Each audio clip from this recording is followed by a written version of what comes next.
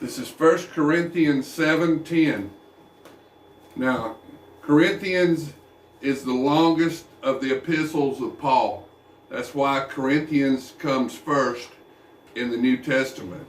Thessalonians was the first epistle written by Paul. But it's not as long as Corinthians, and they go from the longest one to the shortest of the epistles.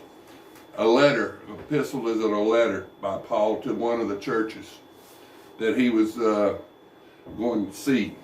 Now, this is 1 Corinthians 7:10.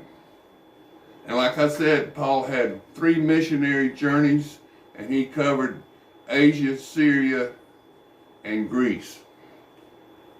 Now to the married, I command, yet, not I but the Lord, a wife is not to depart from her husband. But even if she does depart, let her remain unmarried or be reconciled to her husband. And a husband is not to divorce his wife. But to the rest I, not the Lord, say, if any brother has a wife who does not believe, and she is willing to live with him, let him not divorce her. And a woman who has a husband who does not believe, if he is willing to live with her, let her not divorce him.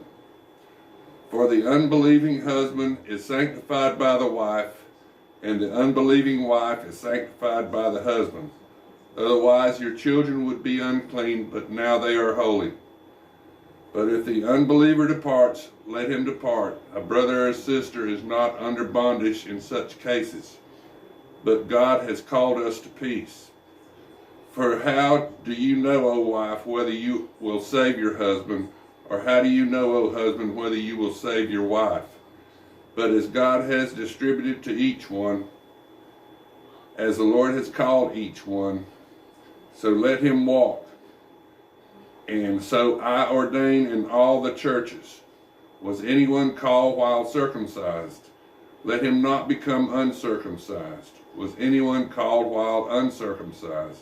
Let him not be circumcised.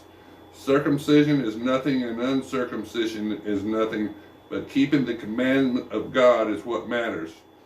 Let each one remain in the same calling in which he was called. Were you called while a slave?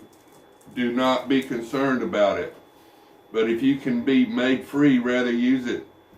For he who is called in the Lord while a slave is the Lord's freedman. Likewise, he who is called while free is Christ's slave.